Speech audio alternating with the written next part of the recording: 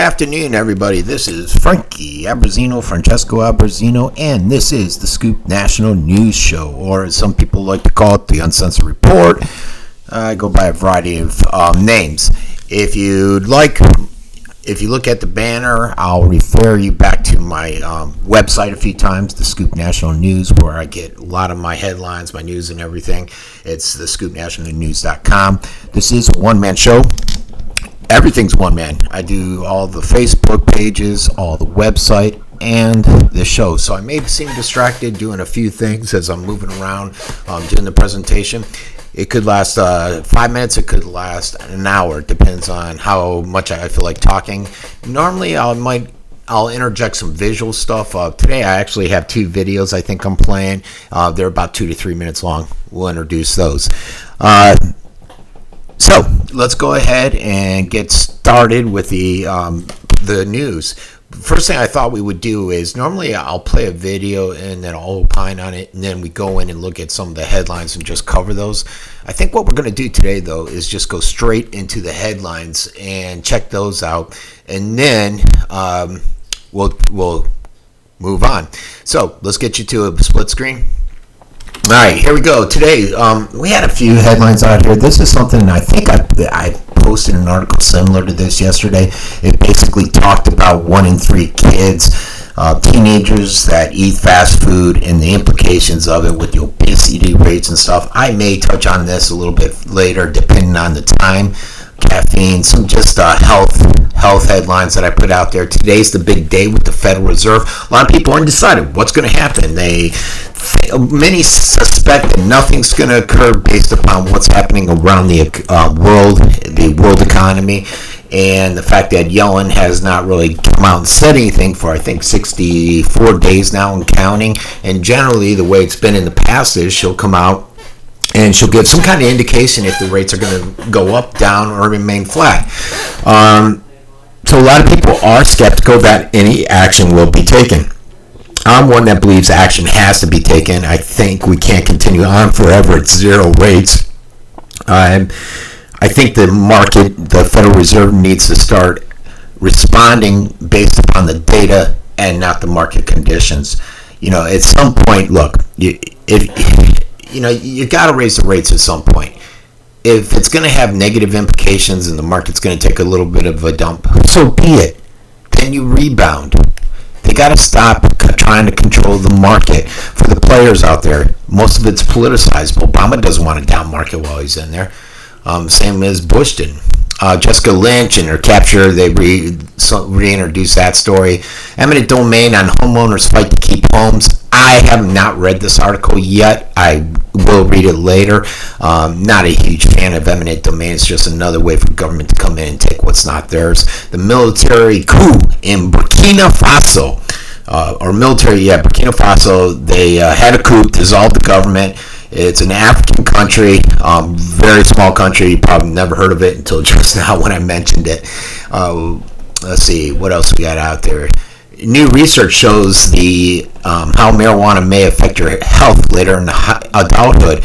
And basically, I believe this article said, I read it yesterday or earlier today, and it increases the diabetes, the blood sugar levels when you reach your middle ages. And so the research on the thing is concerning in that regard.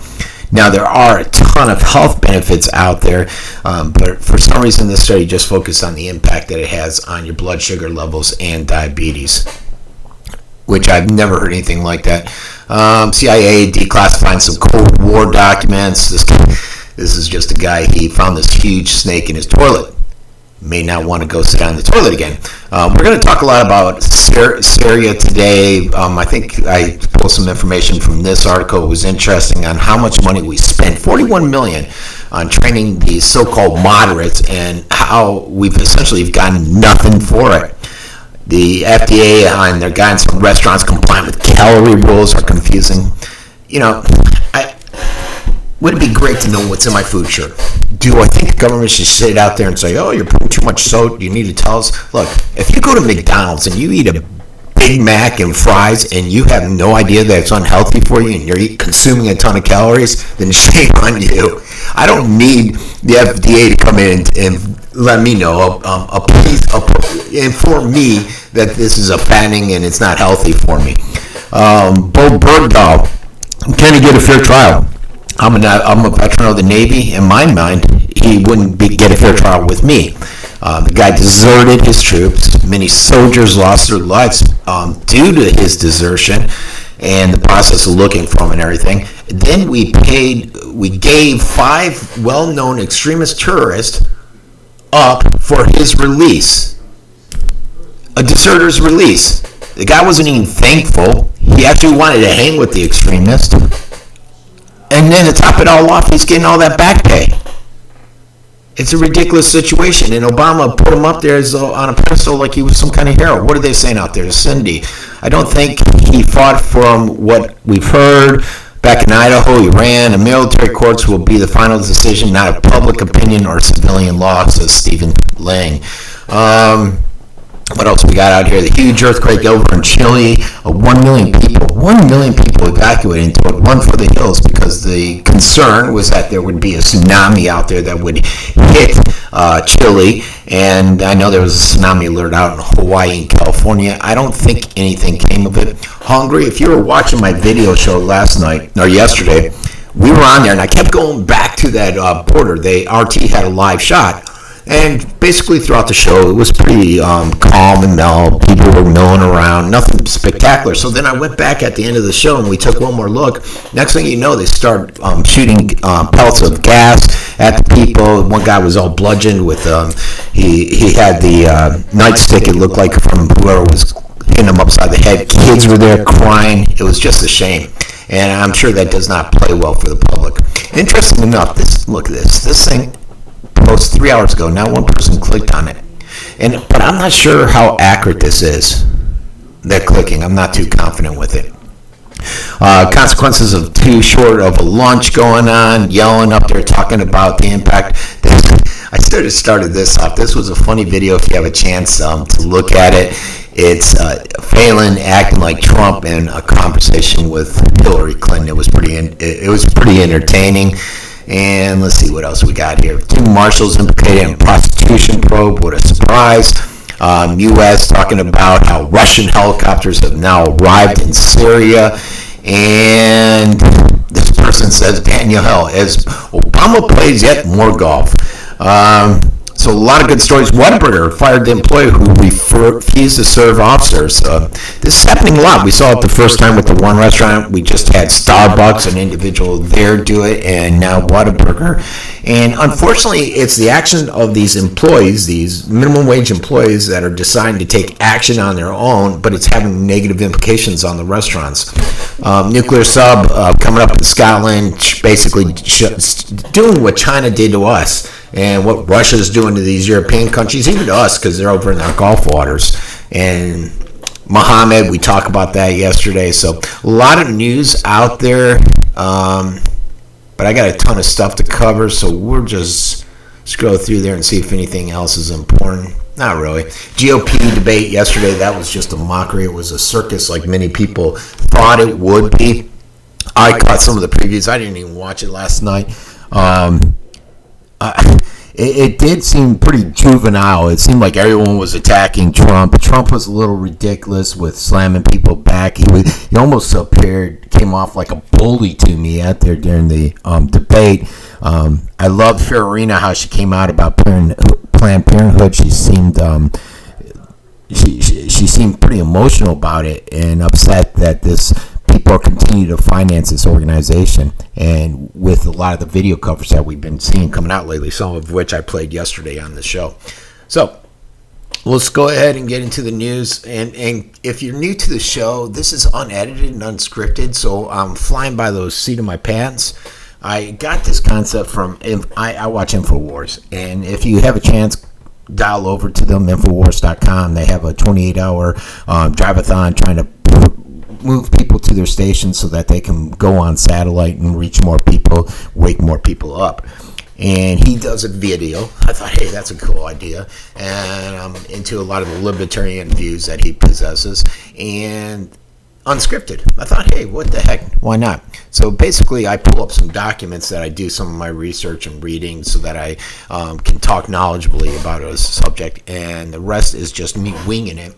So sometimes I'll reflect back on what I said, and I'm just like, God, did I really say that? And it's horrifying to hear myself. Because I don't really have a lot of prep time for this. If you watch the show, you know that I actually run a medical consulting company, and I'm always on the phone on hold. And so I update all my web pages. I have like 50,000 fans out there on the 5 different scoop pages, national and then the local ones. And I'll just sit there and update while I'm on hold. And then I thought, we'll start. I love radio. I wanted to get into radio, so I'll do this. And my biggest issue is I'm always working with a job that pays the bills, and I don't have enough time to prep for the show. So a lot of times it's me coming on with maybe an hour of reading articles really quick and then coming on and saying, here I am. I wish it would be great if I could dedicate my full time to doing this show and the news organization and everything. But unfortunately, when you're not making any money, it's hard to do that. And I got to put food in the mouths of my wife and 2 kids. And I got one going to college, one going to go to college. So you know how that goes. What are we going to talk about today? I wanted to talk a little bit about the crime wave with the illegal immigrants. And this was an article that came out, and it struck some interest. And we're going to play a video, too, about an individual, another illegal that was arrested with some crime. We'll cover that in a second. But basically about this whole frightening toll that illegal immigration and the criminal aspect of it is having on our society.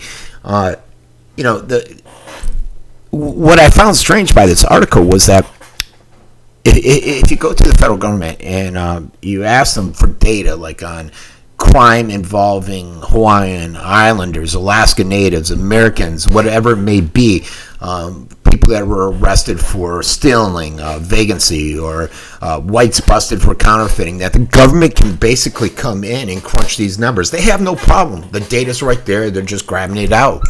However, if you go to them and try to get information and specific data on illegals, where they were arrested, what kind of crimes they were involved with, and all that good stuff, for some reason they can't find any of this data anywhere.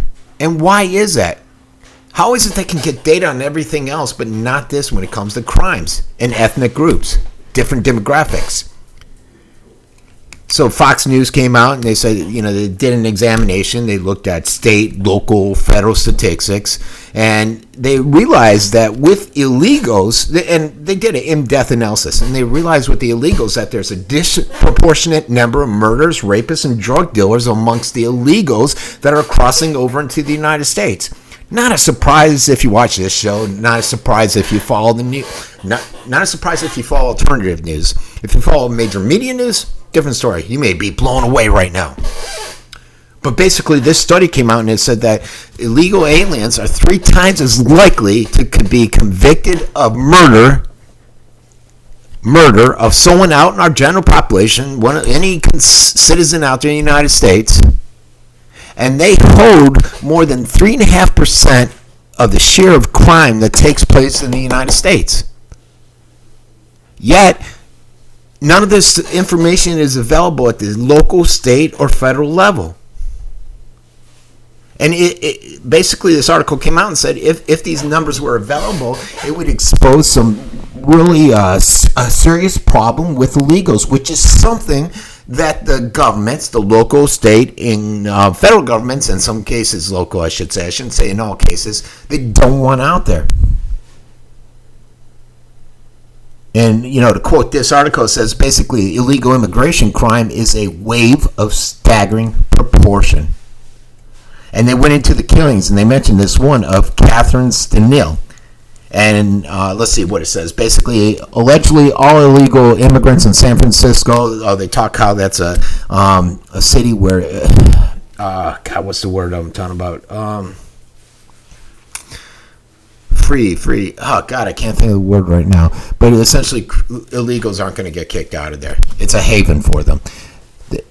This guy went out, and murdered this young lady, beautiful young lady, Catherine Stanil. I'm looking at her picture right now.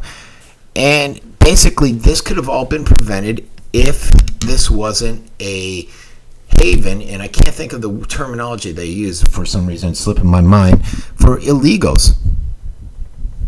They should be sent back home. They commit all these crimes. They should be sent back home, yet they're allowed to stay in these safe harbor cities and continue to go on and commit crimes. And this particular individual, I remember this was not just a couple weeks ago, I think, and he was actually in jail. They wanted to deport him, but the sheriff there released him because they are a safe harbor city. And now this young American has lost her life. Yet you hear nothing about reforms or anything. That border, you continue to see the flood of immigrants, illegal immigrants. Legal ones are fine. And keep in mind when I'm saying all this, I'm actually a son of an immigrant. My dad immigrated here from Italy. So it's not that I don't like immigrants. I have a concern with illegal immigrants, and many Spanish, Mexican American, Cuban, South American legal immigrants have problems with the illegals that are coming over here. And I think I covered the other day just the implications, and this is the crime implication, but what about the implication on welfare, food stamps, our medical system? There's approximately 2.1 million legal or illegal immigrants with criminal convictions that are living here, and that's according to the ICE. And each year, about 900,000 legal and illegals are arrested. That's a huge number, folks. And this all comes from ICE, according to this one article. And it goes on to cover some more statistics. It talks about Florida, Illinois, Arizona, California, and there are different statistics regarding illegals and the impact that they have on the societies in those different states, the criminal implication. It doesn't touch on the welfare implication, housing, schooling, and everything like that, which we've touched on before on the show. But it does bring up an excellent point that this is something that every state should track, but they don't. And I guess even ICE, according to this article, ICE doesn't even publish any information on offenders and immigration stats. They avoid it. Why? Immigrants, regardless of their legal status, they make some great contributions. I'd like to believe my dad made a great contribution to the economy. They're business owners, they're taxpayers, they're consumers. So it's not the illegals, it's this illegal one with the crime. In some isolated cases, it is legals that are criminals. That's going to happen too. But we need an immigration system that keeps families together and protects workers, consumers, citizens, human rights, due process, and all that good stuff. So this was an interesting article.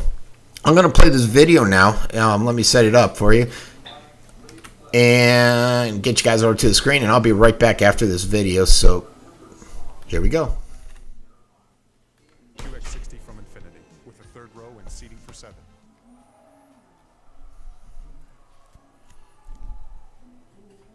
Well, he's here illegally. He has been arrested 4 times in 2 years, and now he is accused of another heinous crime. Victor Aureliano Martinez Ramirez is under arrest for attacking a woman with a hammer while she was sleeping in her Santa Maria, California home. That woman has since died because of those severe injuries. Ramirez was found by police inside a nearby house shortly after that attack. He has prior arrests in the U.S. for drugs. He's been held on a $1 million bond. All right. Well, he's here. All right, and that's just one other situation, one other case where an illegal is in the country, takes an innocent person's life.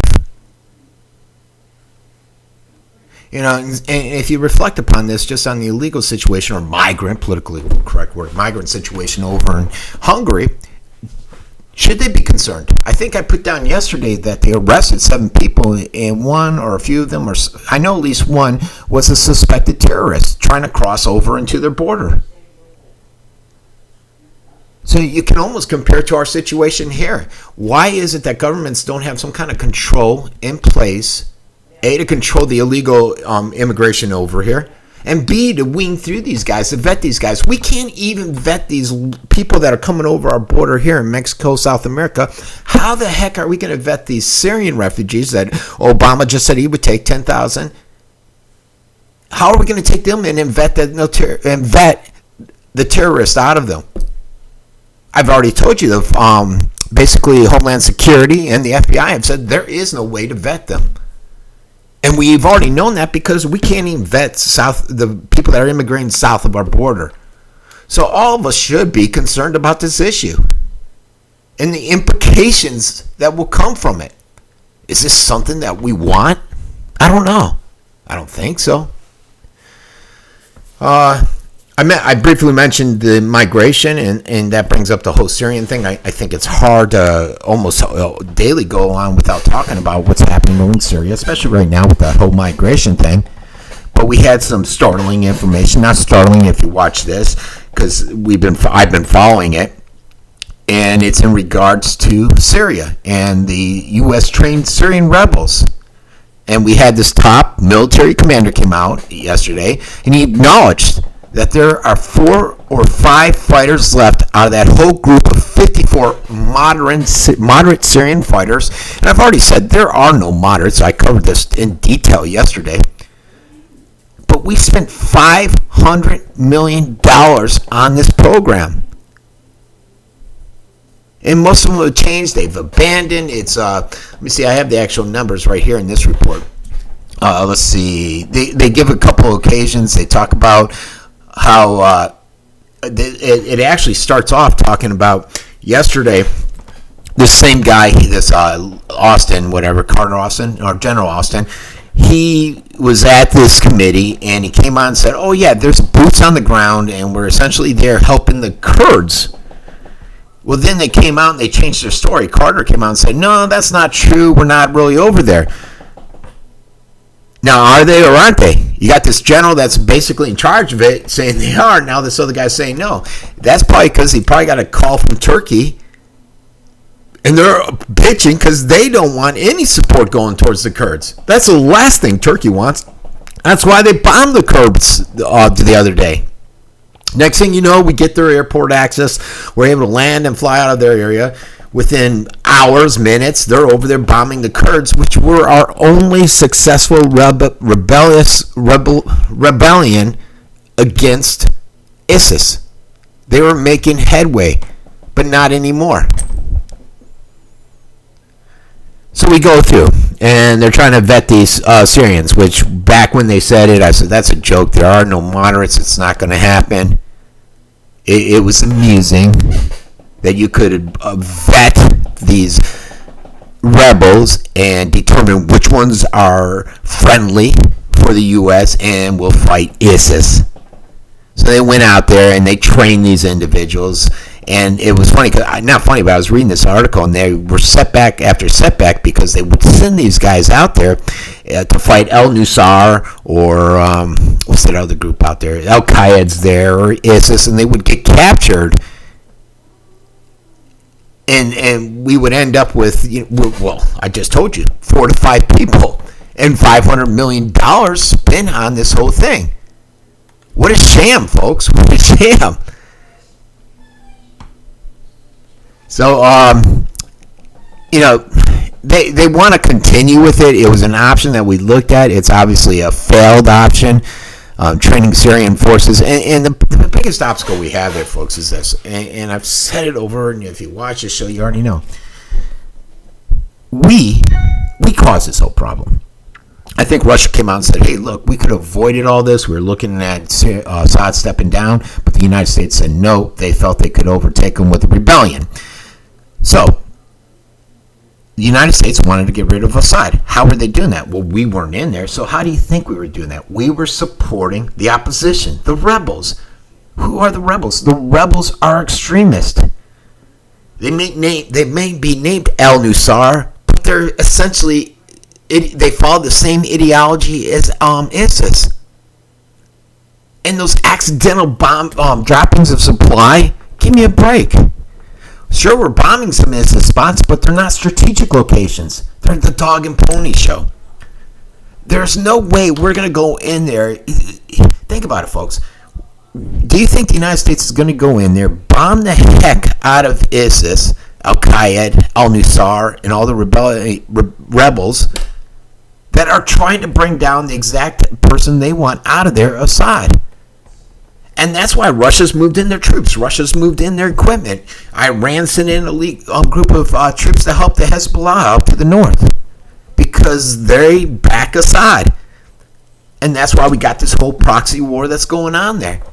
But for some reason, this information is not making it out through major media. I'm not sure why. It just isn't happening. We're gonna go because I want to really delve into the Islamic State, and are we actually winning this so-called war? I don't think so. What are the other options if we lose the war? But first I wanted to just talk about, this is an interesting video about ISIS and their use of social media and violence to recruit. And it compares, the idea behind me pulling this video was to compare how easily ISIS is out there recruiting for their caliphate, yet we can't recruit anybody to try and stop them. And so I've already shown you, hey, look, we can't recruit people to stop them if we are. And not only are they getting captured, they're up and walking over to ISIS, folks. It's not just that. They're getting captured by these different groups. So we're having a hard time getting people to go in and fight this battle. And I think they were only getting something like $400 a month from us to do it, which isn't a lot of incentive to go out there and get killed and fight for the West against the Muslim ideologies. So let's watch this video. It's a real quick one. Let me get it set up for you. And we'll be right back after the video. Brid. The number of foreign fighters flocking to Syria and Iraq to join ISIS is rising. While the majority come from North Africa and the Middle East, many recruits are now coming from Western states.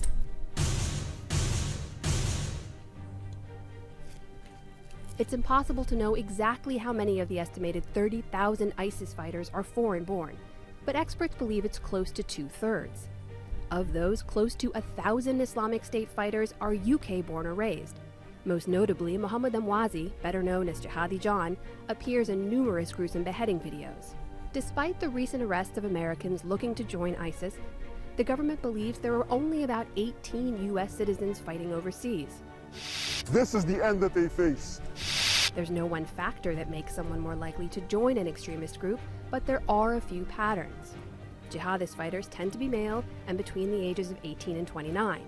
No, I was a regular person. And, mujahideen are regular people too.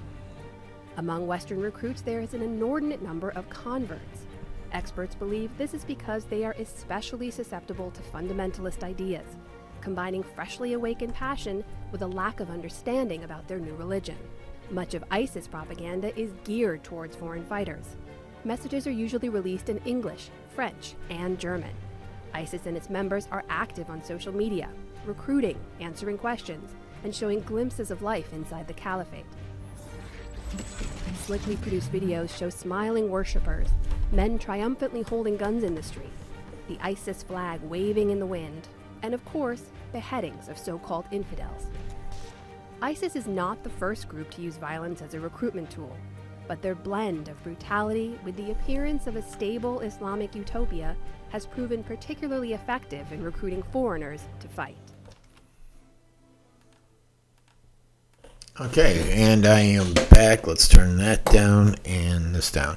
All right, like I said, I wanted to play that because I was trying to illustrate the difficulties we're having, again, recruiting individuals to go out and fight them, yet ISIS has no problem continuing to recruit individuals, even though it's gotten more difficult with alternative news channels out there spreading the word about this group and some of the misfortunes people are having when they decide to join them.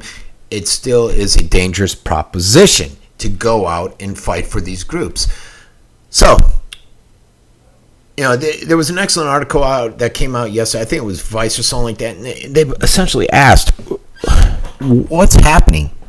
And what are we going to do if the Islamic State rules? Or rules. But they came on, they said that the U.S. Central Command, and they've been exaggerating the intelligence of ISIS, and they've been making it sound like we've gotten a better hold of the situation than we really do, and that perhaps it's not as glorified, as beneficial for us as we had thought it would be or was. So then the question starts coming up: can ISIS be defeated? And do we? If they can't be defeated, do we acknowledge the fact that they're winning? Or have they already won? You know, they got this whole mentality of convert or die. Would they take, if they were to win and they examine this, would they take this convert and die mentality, this apocalyptic ambition, and spread it throughout the rest of the world? Extending beyond the borders of Iraq and Syria, Libya, Afghanistan, all those countries that they are now in. Do you sit there and do you accept that, the fact that they are their own state now and that you can't beat them? Do you accept them as they are and basically treat them as we have treated Iran over the years? What's the end game? I mean, if you look at ISIS, they're no longer just a terrorist group. They really aren't. They're a state. It may be somewhat of a failed state, but they are a state. They pay taxes. They collect taxes, I shouldn't say. They pay taxes. They have municipalities. They're running travel documents. They got passports. They got schools up and running. They have hospitals in the area.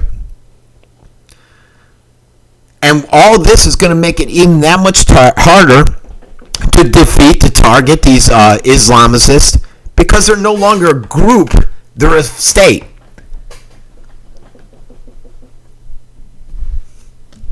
I think this one individual, he came on, and it was the author of ISIS Apocalypse, Will McCants, and he came on and said basically that ISIS is building redundancies in their system, which is going to make it that much more difficult to defeat them. And because they have become a state with all this weaponry that I covered yesterday, it's going to be much harder to defeat them, the whole ISIS challenge. And the longer this group survives against this whole international coalition, the more credibility they're going to get in their movement. The more people that are going to come to them and say, you've beaten the United States. You're still around. We want to join your caliphate. And essentially, they've already survived a whole year. So they've survived this. They essentially have a victory because we're not defeating them, and if anything, they're gaining more territory and they're winning. So what do they have to do? This document essentially question: what do they have to do to become more successful? Are they successful now? As a state, they generate revenues. They can support their fighters. They got their theological movement that can legitimize their whole caliphate political philosophy. So, have we already been defeated? What is the end game there? And you might say that's crazy. We can't, but just look at how much they've gained, how much success they've had. How much land they now control, the weaponry they now have. They now control half of Syria, a great deal of Iraq. I covered yesterday with Mosul, 1.5 million people. I was watching that documentary on 60 Minutes. And they said it's going to be very difficult, very, very difficult to get back in there and take over Mosul. So, what do? We had our strategy to ultimately defeat them, degrade them, but it relied upon airstrikes, and it relied upon getting these rebellions, these rebels, to go out there and work for us. But as we're seeing, that's fallen apart. It's falling apart. And even if we were to defeat them and go back into that area and take over all the land that ISIS has gained, you're still going to have the problems that were there in the first place. The problems that brought about the rise of ISIS through the sectarianism, the factionalism, the lack of a representative government, the totalitarian government that they had under Assad. And so soon, what might happen is Turkey, Jordan, Iraq, some of these border countries, they may start to give in and say, you know what, they can't be beat. So maybe we need to work with them just to contain them. Isn't that essentially what has happened with Iran? And then with that, ISIS becomes a de facto state out there. And, you're not, the Muslims aren't really stepping up against them. Now, there is a lack of acceptance of their extremism, but that's out in public's eye. Behind closed doors, I don't know if it's the same way. Now, out in public's eye, a lot of Muslims will sit there and say that ISIS is essentially the enemy to Islam. And instead of attracting support, it's making them enemy number one. Muslims enemy number one in the global eye, the global view.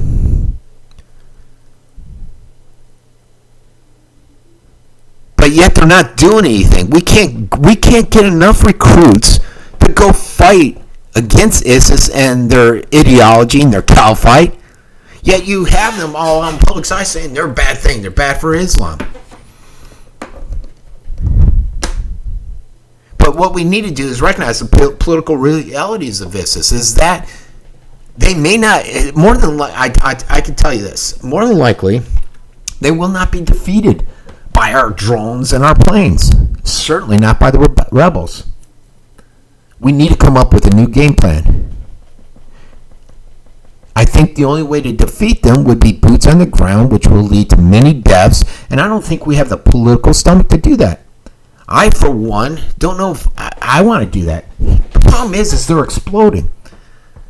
If we would have contained it before, instead of supporting them, training them, giving them arms, and helping towards their growth so that they could go into countries like Syria and overthrow Assad, we could have done something. But as time goes on, we're in a position where it's going to be much more difficult to try to get these guys in check. And I fear that the only solution is going to be boots on the ground, which I don't want to see. We're slowly but surely running out of options. Obviously, this whole rebel option has been just a complete failure, folks. All right, so we're going to take a quick break so I can get some water and pull up another document, but we will be right back. You're going to see basically that picture from when you came on. You're going to hear some music. I'll be back in about 30 seconds. And if I can get you there. Okay.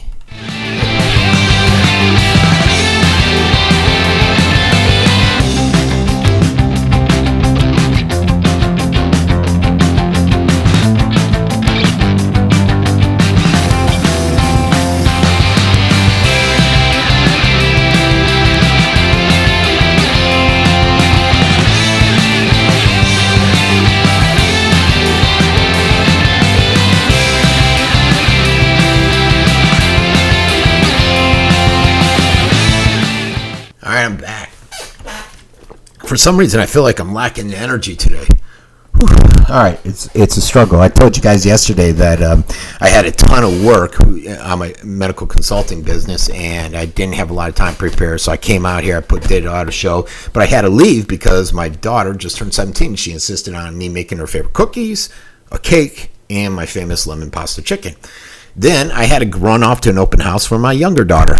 And I'm in the same boat today where I was hoping I wouldn't be in, where I got a ton of work on the company that pays.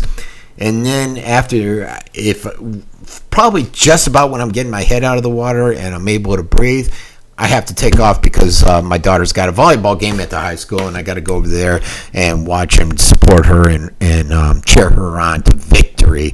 So I think finally, I think Friday my head will be above water, and I think we can do a lot better show tomorrow if I get enough time to prepare for this in advance, because that's the biggest issue that I'm learning. And before I used to do this all the time at 11 o'clock, I was like, I had to stop that, because saying, okay, at exactly 11 I'm going to come on, it'll be live or this, it was difficult because of my busy schedule. And so I thought, okay, I'll just start putting it out daily. I can record it whenever I want, send it out. Usually I do Periscope, which is a live shot. Today I'm not. I don't know why. I just didn't do it. And I'm going to start recording too, because I'd like to play this on another format, another blog that I'm part of.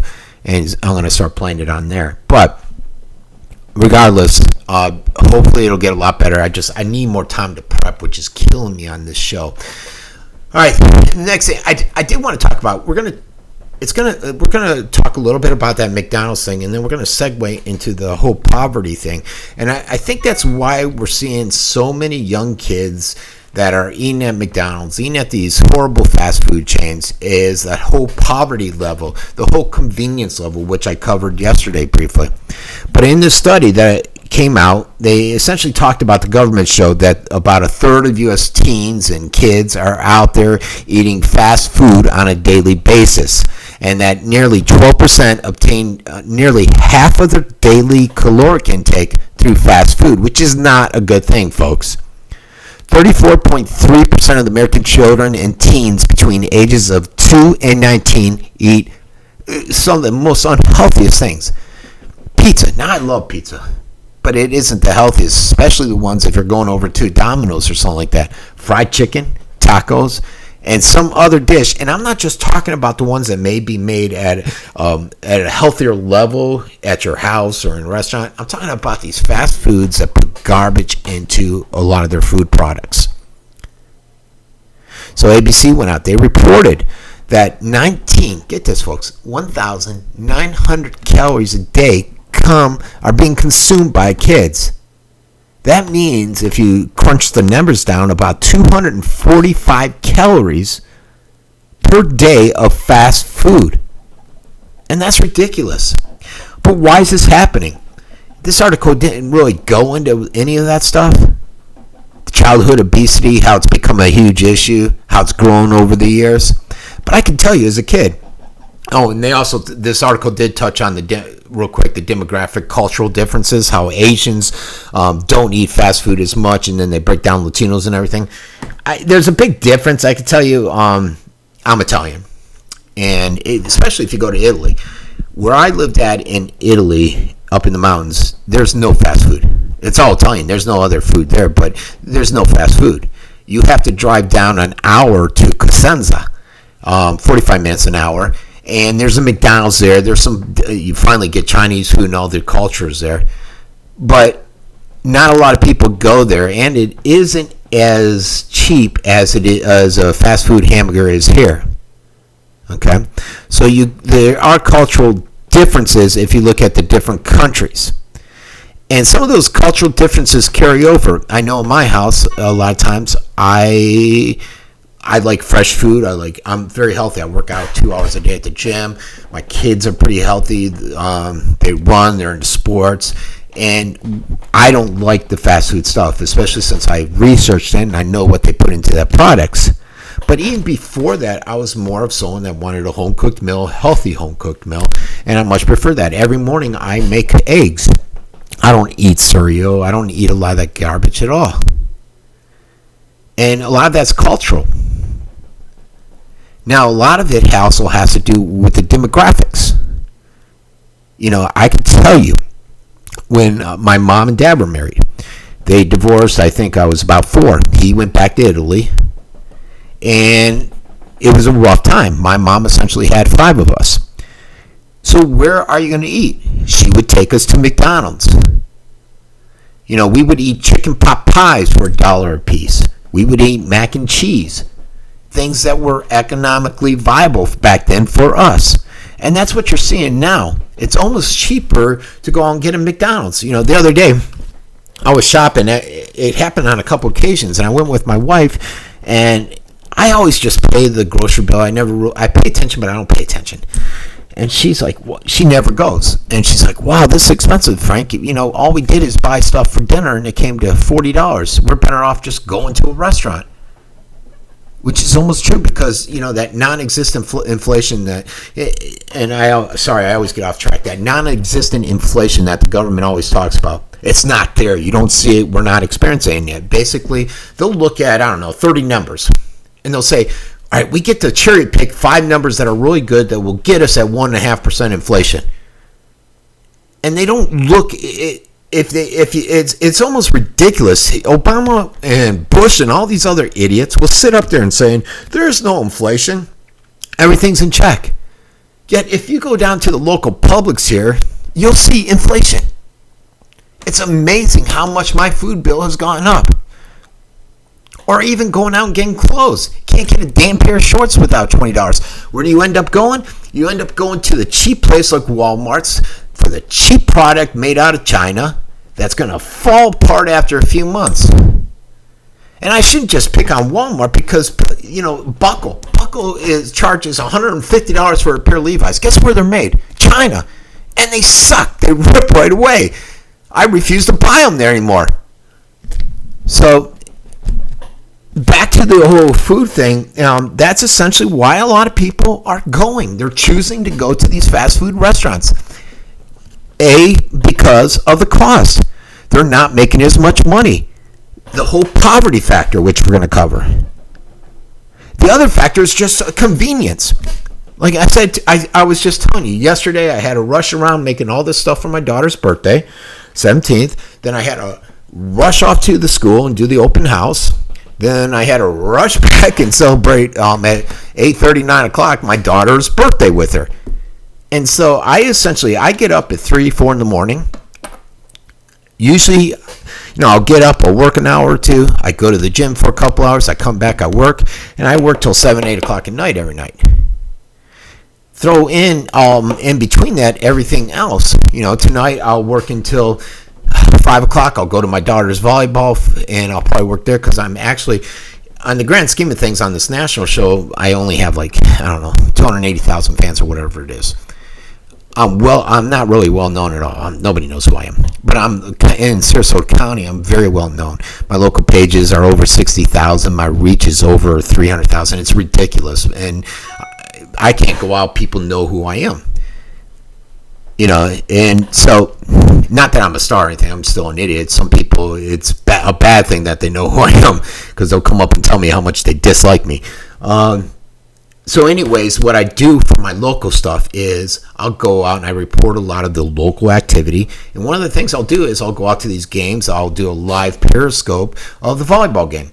To me, I like doing that because the grandmothers that couldn't make it, the parents that couldn't make it, they can watch it live. If they can't watch it live, they can watch it later. And I'll sit there and I'll narrate it for them. I try to do it as much as I can at some of the games. I'll go to the football games and that. If it's raining, I don't like doing it. I'm sort of restricted to the Venice area because I don't have a lot of time to drive to Sarasota, Northport, and that. Although my coverage is the entire Sarasota County. Enough of that. So I don't know how the heck I just got on that. It goes to the whole poverty thing, though. That is the main factor. I was talking about how people are restricted with their time. They don't have a lot of time. Parents getting off work at 5 o'clock.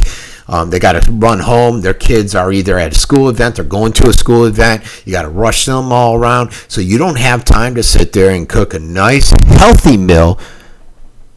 And they opt out of that and go for the convenience of grabbing a McDonald's. But what else are we to do? Because our society, we're in a quagmire. It's a poverty, the Great Recession. Our incomes are slumping. And it's amazing, everyone talks about how great the economy is, but incomes are slumping. People may be getting jobs, but they're not paying as much, or they're getting a lot less hours. But no need to fear, because everyone's got insurance now. They're all Medicaid, which is impacting us at the state level. We don't even want to dissect into that right now. And this one paper had a funny line. It says, to quote it, if the country were a hospital patient, its doctors may want to try another course of treatment because it isn't working. The whole recession impact continues. It's lingering. And nobody really wants to accept or realize that. They want to paint this rosy picture of how great it is. My state senator, Nancy Dieter, used to hang out with her kids when I was young. She lives here in Venice. And I put a quote up on one of my pages yesterday where she said, I'm sick of, basically she came out and said, this isn't word for word, I'm sick and tired of everyone telling me how great the economy is. I drive down the streets. The economy is not that great. And that's the type of reality we are all facing. But the politicians want to sell a different story because it works into their plan. Household income and poverty rates remained unchanged for 2014 from the prior year.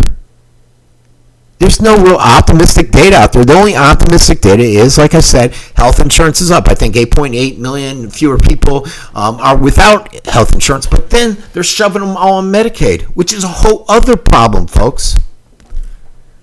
And bottom line is, poverty remains a stubborn problem. Now, our poverty problem isn't like it is over in Africa and many of these other countries, and it is amazing. Like I said, I was in Italy.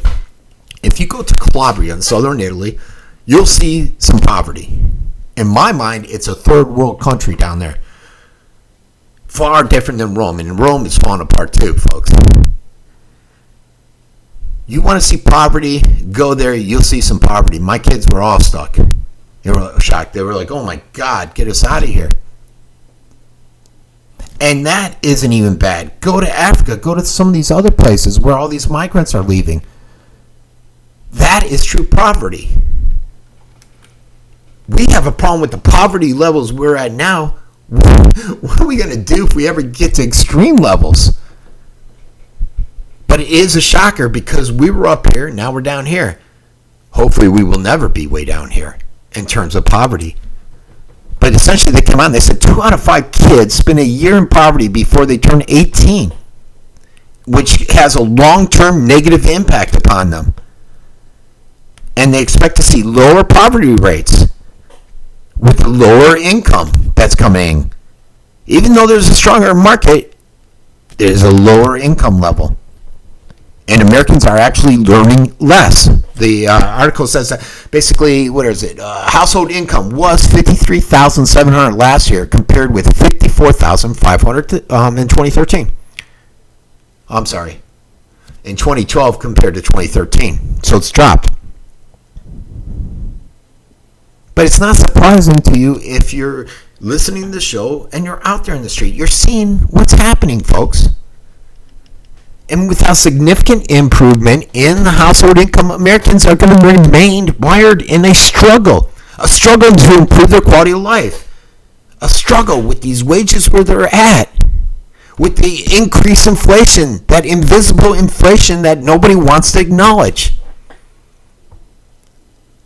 This whole impact of poverty, folks, isn't a pretty thing. They say right now in the United States, 46.7 million people are living in poverty. That's essentially 1 out of every 7. And I think I brought up a story a couple days ago about the lady where the condo burnt down. They have nowhere to go. One person was killed in it. There were several families in it. I know there was a GoFundMe account, but I don't think that caught much traction. This lady's living in a hotel with her 2 kids. Where is she to go? What's she to do? She has no money. She has no clothes, nothing.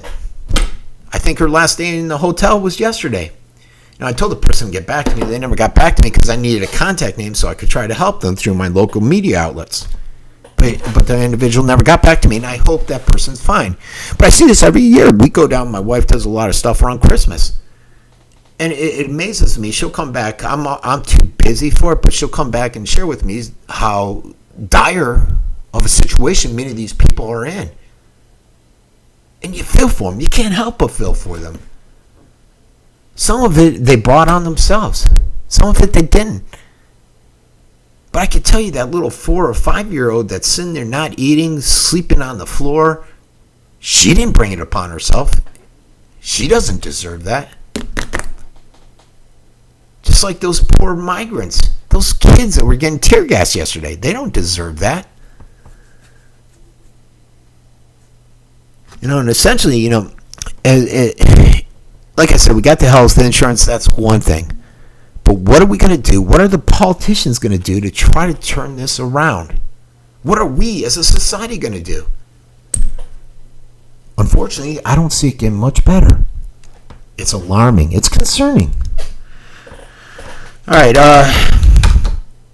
I was going to talk about a few more things, but actually, I think I'm close to an hour right now. It's hard to talk for an hour without a break. We'll have a show tomorrow. Tomorrow's Friday. Hopefully, I'll be a lot better prepared. Sorry, these last 2 days have been horrible in terms of preparedness for me. And we'll have a better show. We'll talk about the different issues out there. What I try to do is introduce news that is not totally being covered by major media. Obviously, with my page, there is a lot of stuff that's being covered by major media on there. I think you got to hit it all. But if you look at my page, you'll see a lot of stuff that just is not on NBC, ABC, CBS, Fox, the 4 major media channels. I try to inject columns from the left. You'll see Mother Jones, Huffington Post, Daily Beast, Slate.com on there. Sometimes I can't even read the story because I'll see the title and I'm like, I can't go through because I'm a libertarian. And a lot of their views conflict with mine.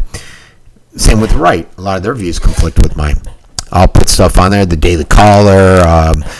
It's funny, though. I'm actually more hesitant to list stuff from the right than from the left because people know I'm to the right, and I'm always hesitant to list it on there because it doesn't matter. No matter what, I get people who write me emails constantly, trolls out there that just say, oh, you're such a leftist liberal. You're such a right diehard neocon. Which one am I? If I put up a right-leaning article, I'll get it from the left. If I put up a left-leaning article, I get it from the right. It's amazing.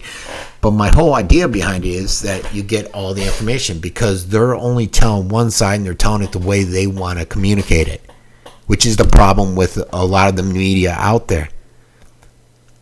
I want to put it all out there. You make a decision. I'm not going to make the decision for you. Now, when I go out and I talk about it, my decision may be swayed along my political ideological lines. But that's for you to dissect through.